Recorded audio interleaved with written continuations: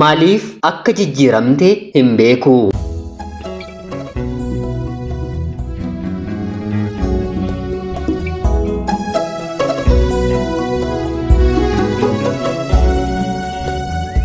Yooyyaa ashama akkam jirtu kabajamtootaaf hordoftoota qophii keenya. Nagaaf jaalalli tokkummaan bakka jirtan hundaatti hunda keessaniif haa ta'u jechaa guyyaa har'aallee seenaawwan nama barsiisan bashannansiisan keessaa tokko isiniif qabadheen dhiyaadheeraatii.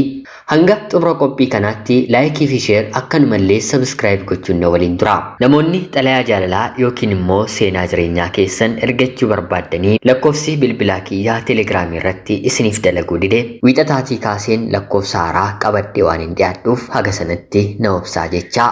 Laayik, sheer, sabskiraayib gochuun eegalaa kallachumaan gara seenaa guyyaa har'aatti kan isin dabarsu ani Gammachiis Tashoomeedha.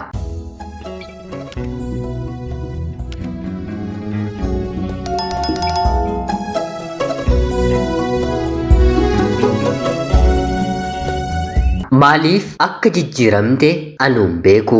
Hiriyyummaa jaalalaa keessatti lafaa ka'ee natti jijjiirame yookiin immoo lafaa kaatee natti jijjiiramte jechoonni jedhaman waanuma baratamanii. Inni jijjiiramee jennaan anis nan jijjiirame. Erga ishee argatee erga isaa argatee jijjiirame. Haasoo jedhan yeroo hundumaa haasofnaa. Haa ta'uutii garuu dhalli namaa bara jireenya isaa keessatti maaltu isa jijjiiruu danda'a kan jennu kan mataa kan ofiisaa akkuma ta'etti otoo jiru haa ta'uutii garuu otoo ofii hin beekiin jijjiiramuusaaf quba hin qabaatiin nan deebi'allee jedhee yaada otoo of keessatti hin godhatiin bakka turerraa yeroo jijjiiramu kan qabu dhabaa kan jaallatu jibbaa kan furdate qal'aa kan tattaafatu kottoonfataa kan fayyaa ta'e dhukkubsataa yerootti ta'u yeroo hedduu jira. Hawaasni nuti waliin jiraannu aadaa, duudhaa, afaan tokkoon waliin jiraachaa yoo nageenyus haa ta'uutii garuu tokkoon hedduu nama waliif hirriba qabu miti. Namni hedduun naannoo keenya jiru jijjiirama gaarii, jijjiiramuu gaarii jireenya keenyaaf kan nuuf gammadu humna kan nuuf ta'u hin jiru. Yoo jiraates baay'ee xiqqoo yookiin immoo muraasa yookiin immoo maatii keenya qofaa ta'uu danda'u. Waan gaariif yeroo jijjiiramtan isinitti naafama. Waan gadheef yoo jijjiiramtan immoo fuula isaan isiniif gaddaa laphee isaa keessatti immoo harka isaa kan walitti rukutu nama baay'ee riyaa baay'ee of maddiitii qabna. Namni hedduun gaafa kadhatu gara waaqa isaatti kadhannaa dhiyeeffatu diinota koo jedhee kan inni irratti ka'u dhuguma diina gurraacha jibbisiisaa ciggaasisaa kan jedhame seexana yookiin immoo sheexanaan isinitti hin fakkaatina. Diina koo jedhee kan inni boo'u riyaasaa, obboleessasaa, haadhasaa, abbaasaa yookiin immoo bara jireenya isaa keessatti waa xiqqoon nama walitti bu'een diina koo jedheen Rabbi biratti himata. Hojjettoota waajjira isaa diinota koo miila koo gadi godhi jedhee hin milkaa'uufi malee kan kadhatu nama baay'ee jira. Riyaa kiyyaaf carraa anaan gadi kenniif jedhee riyaan riyaa isaatti kadhatu tokko lama miti. Kan namatti tolu garuu waaqni kadhaa namni namarratti godhu hin dhaga'u. Yoo dhibee kan Rabbi dhaga'u isa nuti obboleessa keenyaaf obboleettii keenyaaf riyaa keenyaaf waan gaarii kadhannu waan gaarii yaannudha. Amantoota hundumaa keessatti jechuun ni danda'ama. Amantaa kiristaanaa ortodoksii, amantaa kiristaanaa pirootestaantii, amantaa islaamaa keessatti amantoota fakkaatanii kan tajaajilan maqaa amantii kan dhaabbatan hojii amantii hojjechaa kan jiran kan fakkaatan jireenya namaa kan gabaabsan sheekii, qeesii, paastarii hedduutu babal'atee bara kana immoo bifa ammayyaawaatiin ishee siin jaallanneen akkasi jaallattuun godha. Gabaan kee kan ollaa kee caalu akkasiif godhun taasisa. Carraan nama sanaa gaariidha kan isaa fuudheen kan keettiin dabarsa jechuun jireenya mataa isaanii otoo hin jijjiiriin jireenya namaa jijjiiruuf isa tokkoof gaarii godhanii isa tokkoon immoo qileetti darbachuuf lafa kanarratti dhala namaa fakkaatanii waaqaaf jilgeenfachuu waaqaaf bitamuun otoo jiru seexanaaf kan dalagan hedduutu jira. Sababa warreen kanaan kan ka'es isa baratu barnoota isaatti cimaa ta'e lamuu lammataa dabtara isaa akka hin banne taasisu. Warra wal jaallatan gargar qoodu. Warra hojii isaaniitti ciman hojii isaanii irraa kaachisu. Warra immoo carraa jireenyaa milkaa'aa qaban carraa isaanii dhabamsiisuun dhukkubsataa naafa godhanii kan lafa kaa'an. Hirriba kan namaaf hin qabne namoota hedduutu jira. Haadha manaaf abbaa manaa wal jaallatanii waliin jiraatanitu ture. Bara jireenya isaanii waggaa 5 keessattis ilmaan 2 waliin horataniiru. Hanga ta'een kun isaan irratti raawwatutti haati manaaf abbaa manaan jaalalaa fi kabajaan mana isaanii keessa waliin jiraatu. Abbaan manaan haadha manaa isaa kunuunsaa, haati manaan illee abbaa manaa ishee gammachiisuuf yeroo boqonnaa qabdu hunda isa waliin dabarsiti. Gaa'elumatti erga seenanii booda haati manaan hojii mootummaa hojjettu dhiistee gargaarsa abbaa manaa isheetiin hojii dhuunfaa kiyya hojjechuun qaba jettee ogummaa qabduun haadha ishee jalatti kan baratteen barbarree, shiroo, wantoota ittoo midheessan akka gabaa biyya keenyaatti baaltinnaa yookiin immoo afaan Amaariffaan mixxinii hojii qopheessuu irratti nan bobba'a jettee maallaqa walitti qabatanii nama 2 of biratti qacaruun dabalataan hojii kana eegalti. Ogummaa danuu haadha isheerraa waan baratteettuuf yeroo gabaabaa keessatti gabaa guddaa argachuu dandeesse. Namni magaala sana jiraatu yoo isheen barbarree yookiin immoo shiroo qopheessite dafanii ishee harkaa fudhatu. Wanta ittoo fi barbarree shiroof barbaachisan wantoota keessa galan hunda bakka hojii ishee kanatti ni gurgurti. Dabalataan hojii kana biratti maashina shunkurtii daakuu barbarree dallazu of bira keessee namoota barbaadaniif shunkurtii isaanii daaktee barbarree isaanii dallastee ni kennitiifi. Hojii kanaan gabaa guddaa qabdi. Baay'ees jaalatamtuudha. Kanaan otoo jiraattuu guyyaa tokko nama biyya ishee kan taate magaaluma sana waliin kan jiraattu gaa'ela godhattee ilmaan erga horattee booda abbaan manaa ishee dhiiseenii kan deeme haala gaariidhaan hojii ishee jiraachisuu kan hin qabne riyaa biyya tokkoo ni qabdi. Riyaan ishee kunis anoo gosa hojii ati hojjettu kanaa hojjechuun barbaada.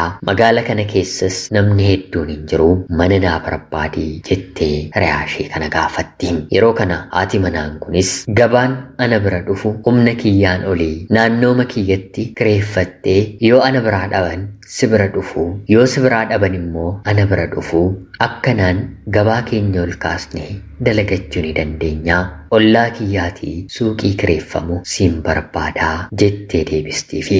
Riyaan hammeenya nuuf yaadu akkuma jiru gaarummaa kan nuuf yaadus akkanuma jira. Kanaan barbaaddee naannooma ofii hojjettuutii suuqii 3 darbee mana kireeffatuuf argatte. Dabalataan maallaqni hiriyyaan ishee qopheeffate gahaallee waan hin turreef dabaltee fi kanas itti dabaleetii hojjedhuun hojiin kun bu'aa qabeessa yeroo gabaabaatti nama godha. Kan koo hin ilaaltuuyi har'a miindaa abbaan manaan kiyya fidee dhufe hin yaadannuu hin arginusii hojii kanaan yeroo madaalamu baay'ee xiqqoodha jettee icciitii gola keessa ishee milkaa'ina jireenya ishee gammachuu amma qaban riyaa isheetti argisiiste. Riyaan ishees bor akka isheen ta'a jettee tattaafattee hojjechuu eegalte. Oromoonuu gaafa mammaakuu akka namaan ta'an boquu nama jallisaa jedha. Riyaan kun hojii kana eegaltus akka dubartii kanaa garuu milkaa'uu hin dandeenye. Namni har'a bakka suuqii ishee dhufe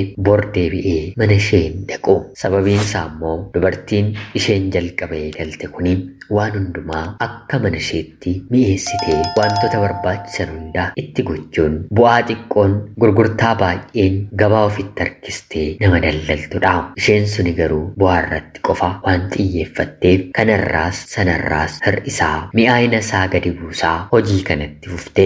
Namni bitatu gaa harka namaa laala mitiire. Itti fufinsaan hojii kana eegalanii waggaa 3f dubartiin isheen sun yookiin immoo dubartiin isheen lammaffaa gabaan qabdu isheen tokkoffaa garuu waanuma tokko dhiyeessu ganama shiroon yookiin immoo barbarreen yoo gale galgala hin jiru ni dhuma. Namoota ishee biraa dhabetu riyaa ishee bira deema. Sanuu wanta sana mana galanii kan isaan fayyadaman hanga isheen jalqabaa kuni waan isaan bitan kana qopheessitutti. isa kana riyaa ishee lammataa dhiisanii kan ishee fayyadamu hin mi'aawu ittoon mi'eessu jedhanii jala muranii beeku. Kanaan waggoota 3 erga hojjetanii booda riyaan isheen lammataa mucaan kunoo intala biyya kootii waanuma tokko otoo dhiyeessinuu mana koo nama tokko yoo dhufe mana ishee nama 10tu seenaa maal narratti gooteetii jettee shakuu eegalte. Gaarii taatanii riyaa obbolaa nama waliin jiraattaniif gaarummaa keessan argisiistanii otuma gaarummaa keessaniin jirtanii immoo dandeettiidhaan beekumsaan maallaqaan gabaadhaan caaltanii yeroo argamtan namumti isin gaarii yaaddanii fi gaarii gootanii fi kuni gaarii isiniif hin deebisu. Riyaan ishee kun battaluma kan ishee yaade haala kamiin gabaa mana ishee jiru gara kootti deebiseen gabaa mana koo dhufu immoo gara isheetti hin galagalchaa jechuun yaaduu eegalte. Hojjettee mi'eessitee gabaa ofitti harkisuu otoo dandeessu hinaaffaa riyaa ishee irratti godhateen karaa biraa deemte. Namoota hojii namarratti hojjetan naannoo ishee jiran bira deemuun dubartii kanarratti hojjechiistee gabaa mana ishee dhaqan gara isheetti akka dhufan gabaa kan ishee immoo gara ishee akka deeman ni hojjechiifate. Dubartiin hojiidhaan cimtuun kun amantaa isheetti cimtuu miti. Hojiin ishee irratti hojjetame kuni kallacha deemee ishee dhaqqabe. Guyyaadhaa gara guyyaatti gabaan dhibuun waan hojjettuun namni irraa bituus itti fayyadamus dide. Kanaan guyyaadhaa gara guyyaatti abdii kutaa kasaaraa dhufte. Dhumarratti hojjettoota qacaramanitti dhiistee mana ooluu jalqabde. Dur ganama barii kaatee ijoollee isheef nyaata qopheessitee mana sirreessitee gara hojii kan deemtu manaa bahuu dhiisuun siree galgalarra ciisteen guyyaalleetti dabaluun moobaayila kana tuttuqaa ooluun ofiirra dabartee ijoollee isheellee beelessuun dhimma dhabuun ooluu eegalte.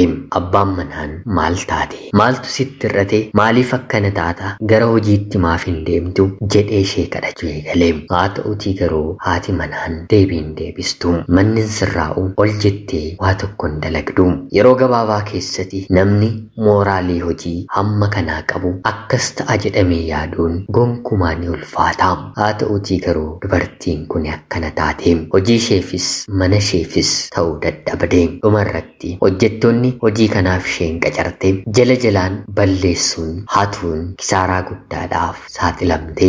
Abbaan manaan ishees kana yeroo arguti hundaafuu hojjechaan jirtu waan suuqii keessa jiru hunda riyaa keetti gurgurree maallaqni isaa mana haa taa'u jedhee haadha manaa yeroo gaafatu haati manaas dhimma keetii akka barbaadde gochuu ni dandeessaa jettee deebistee fi abbaan manaanis gatii gadi cabsee riyaa ishee hojii gosa ishee hojjettu gochaa kana ishee irratti raawwatteef gurgurte. Amma dirree hojii kanaatti qofaa taate mitiiree bifa kanaan nama hojjetu manatti galfitee oolmaa haadha manaatiin abbaan manaan gadduun manan sirreessitu nyaatan hojjettu ijoollee kee hin qabattu taanaan oolmaan kee moobaayilii makanarraa dhaaye jechuun abbaa manaa waliin walitti bu'ee galanii haati manaan yoo barbaadde akkana ta'een akkan jiraadhu hin feetu taanaan manuma kanayyuu sii gadhiiseen deemaa ijoollee kees hin barbaadu qabeenya kees mataatti baattadhu jettee deebistiifi abbaan manaan maaltu akka ta'e maaltu akka mudate waan hin barreef bitaatti galee haati manaansaa hojii mootummaa tuffattee kanaan jireenyi keenyi hin jijjiiramu jettee waggaa 3 dura hojii kana eegalte. Har'a garuu hojii jijjiirrachuuf yaaduu miti uffata ofirraa jijjiiruuf illee nama humna hin qabne mooraalii hin qabne taate. Kanaan abbaan manaan haadha manaas abbaa manaas ta'een si jiraachisuu hin danda'u. Jireenyi bara kanaa miindaa kanaan ulfaataa akka ta'e ni beektaa. Hojii isin hojjettu ijoollee isin kunuunsitu yoo ta'e gaa'elli keenyi dhaabbachuu qabaa jedhee ishee gaafata. Yeroo kana isheen ergan gaa'ela kana dhaabee bubbuleeraa jechuun gaa'ela ishee ijoollee ishee mana ishee dhiisuun gara mana haadha isheetti deebite. Abbaan manaanis yeroo kanarraatii kaasee baay'ee rakkachuu ijoollee isaa waliin dhiphachuu asii nyaata dhugaatii hojjetee mana sirreessee uffata miicee isaan kunuunsa bahee immoo diidaa hojii hojjetee galaa. Kana gidduuttis dubartiin hojii haadha manaasaa hojjettee gabaa sanas ofirraa fudhatte kuni atis ijoollee kee waliin anis ijoollee koo waliin wal taanee mana tokko keessa waliin jiraannaa jettee yeroo hedduu kadhachaanii turte. Haa ta'uutii garuu inni yeroon humna qabaadhu hojjettuu manaa qacareen ijoollee koof kaa'a malee gonkumaa ani sitti heerumu sumattuu maal fakkaata re'aa kee waliin jiraadheen yeroon deebiseen si waliin jiraadhu jedhee deebisaafi yeroo kana isheenis obsi siifis waan hin godhun qaba jedhee mastafaaqirii yookiin immoo hafuura hamaatiin of jaallachiisu isarratti goote waggaa 2 haadha manaa isaarraa adda ba'ee erga jiraatee booda dubartii kana jaallatee waliin jiraachuuf akkuma murteessetti waaqni uumaan jireenya isaa gidduu galee haati manaansaa haadha isheetti baqattee jirti mitiire haati ishee immoo intalli koo maal taateeti maaliin na jalaa tuqaniitu jedhee amantaa tokkorraa gara amantaa tokkootti beekaa tokkorraa gara beekaa tokkootti naanna'aa erga oolanii booda dhumarratti garuu amantaa maduraa qabduun jilgeenfatanii boo'anii hafuurri kan ishee godhe kuni yeroo isaa eeggatee iyyee isheerraa gadhisee haadha ishee waliin mana abbaa manaa ishee dhufte abbaan manaa ishee re'aa ishee duraa waliin jaalala jalqabeera kun hojii makana akka ta'e bartee gochaa isheen isheerratti raawwatte qaanessuun waaqayyo siif gatii kee ni kennaa jettee baasuun abbaa manaan amantii isaatii akka cimu taasisuun lola kana gamtaa'anii ofirraa injifatanii hojii ishees bakka duraatti deebitee hojjechuu eegaltee maamilli isheerraa baqatanii turan eessatti badde jechuun waggaa 2 booda barbaadanii bakka ishee dhufanii kanaan nagaa taatee maatii fi hojii isheetti deebite har'a hundumti keenyi addunyaa waliin isaan beekamne keessa jiraannaa ni hojjenna ni dalagna kan hojjennu kan dhamaannu garuu harka keenyarra hin jiru kaleessa bakka jiraachuuf yaanneerraa har'a jiraachaa hin jiru abjuun keenya hedduunis sammuu keenya keessatti dagatamaniiru namoonni hedduun jireenya keenya keessatti dhufanii deebi'anii immoo deemaniiru hedduun keenyi kaleessa kan turrerraa har'a jijjiiramneerra tarii kun hunduu garuu ta'uu kan danda'e waan hundumaarraa amantaa keenyatti waan laaffanneefi namoonni akkanaas nu hubuu nu argachuu kan danda'an xiyyeeffannoon jireenya keenyaa hojii keenya irratti qofaa yoo ta'edha hojii ofiitti jabaachuu rabbitu jaallata haa ta'uutii garuu akka amantaa ofiin waaqa ofiis dagatanii miti waan hundumaa rabbi waliin yoo godhantu muudaa fi mutaa malee nuuf milkaa'a tarii seenaawwan akkanaa yeroon dhiyeessu namoonni tokko tokko gammachuun qabanii sababiin isaa immoo kan amantaa fakkaata haa ta'uutii garuu kuni amantaa waliin qabatu amantaa keenyatti akka cimnu kan nu gorsu ta'us obboleessi obboleettiin haati abbaan re'aan keenya kan itti jirudha kan hawaasni keenya itti jiru immoo kan nuti itti jirru waan ta'eef bakka jirruun amantaa keenyaan haa dammaqnuun dhaamsa kiyyaa.